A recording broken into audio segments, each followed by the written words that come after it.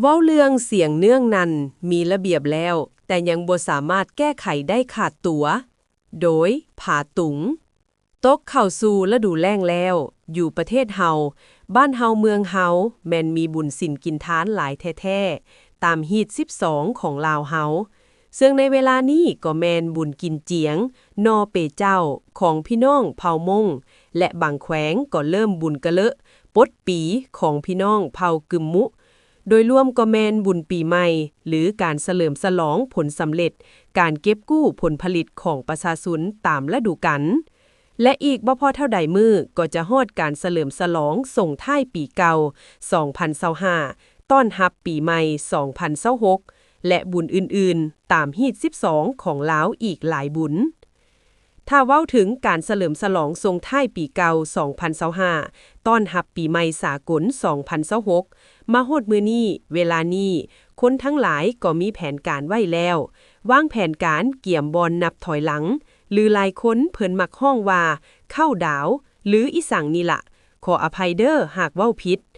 ก่อนจะฮอดเวลานับถอยหลังนั้นแน่นอนว่ามีการพบปะสังสรรค์ของกลุ่มคนด้วยการเปิดเพลงเสียงเนื่องนั้นรบกวนโสตประสาทของคนอ้อมข้างอยู่แล้วพร้อมนั้นเมื่อฮอดเวลาตกเข้าปีใหม่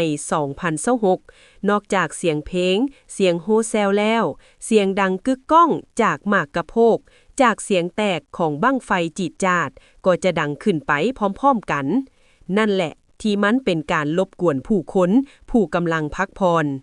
หลักฐานทางวิทยาศาสตร์ว่าเสียงเนื่องนั้นนี่เป็นมลพิษทางเสียงต่อมนุษย์เฮาหลายอย่างโดยเฉพาะแม่นผู้มีพยาธิประจำตัวเช่นความดันเลือดสูงหัวใจสั่นความบกพร่องทางการได้ยินแจ้หูขาดพยาธิระบบประสาทเหล่านี้เป็นต้นแล้วสิแก้ปัญหาควบคุมเสียงเนื่องนั้นนี่อย่างใดวันที่16ธันวาคม2025นี้แผนกอุตสาหกรรมและการค้านครหลวงเวียงจันทน์ได้ออกแจ้งการห้ามผลิตนำเข้าขนส่งซื้อขายมีไว้ในครอบครองจูดหรือยิงหมากกะโพกบั้งไฟดอกโคมไฟลอยฟ้าและวัตถุก่อเสียงแตกในตัวเมืองและซานเมืองนครหลวงเวียงจันทน์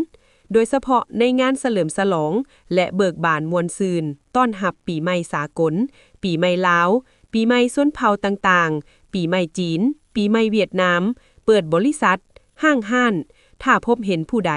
ละเมิดข้อห้ามแจ้งการนี้โดยบ่ได้รับอนุญาตจากภาคส่วนเกี่ยวข้องแม่นให้ปฏิบัติมาตรการปรับใหม่คือบุคคลมีหมากกะโพกบั้งไฟดอกโคมไฟลอยฟ้าและวัตถุก่อเสียงแตกมีไว้ในครอบครองจะถูกยึดและปรับใหม่500,000 กีบต่อลูกต่อหน่วยหรือต่ออันนิติบุคคลและการจัดตั้งหมากกะโพกบั้งไฟดอกโคมไฟลอยฟ้า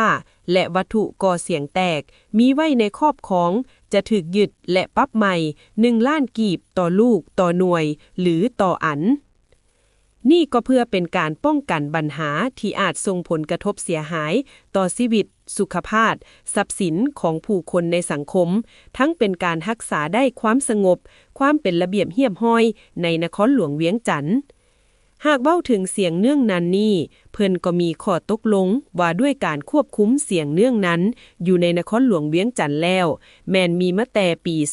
2020แต่ในภาคปฏิบัติต้องยอมรับว่าเฮ็ดได้ยากหลายและการเฮ็ดการปฏิบัติก็บ่ทันเข้มงวดปานใดอันนี้คงมีหลายสาเหตุซึ่งอันต้นตอแม่นมาจากการเผยแพร่ข้อกำหนดนี้ยังบ่ทันกว้างขวางประชาชนบางบ้านบ่ฮู้ซ้ำว่ามีระเบียบการเกี่ยวกับเรื่องนี้ซ้ำฉะนั้นอำนาจการปกครองบ้านบ่ควรอยู่เฉยต้องเผยแพร่ให้ลูกบ้านหลานเมืองรับทราบอย่างทั่วถึงคงเป็นเรื่องยากพอสมควรหากการจัดตั้งขั้นต่างๆตั้งแต่ขั้นบ้านขั้นเมืองและแขนงการที่เกี่ยวข้องบ่เอาหัวใส่ใจสากวดกาคืนข้อตกลงนั่นอย่างเข่งขัดและเข้มนวดด้วยการลงเผยแพร่ในชุมชนให้รับรู้อย่างกว้างขวางโดยเฉพาะกลุ่มเป้าหมายในงานบุญศีลกินทานต่างๆไปเคียงคู่กับการลงวินัยทางบริหารด้วยอัตราปรับใหม่ใส่โทษตามข้อตกลงดังกล่าวบ้านเมืองมีขือมีแปรแต่บ่มีผู้เป็นแบบอย่าง ผู้กวดกาเข้มงวดมันก็กลายเป็นเรื่องยากและในที่สุดอาจซ้ำเหื่อต่อไปอีกนานปีจึงจะแก้ไขได้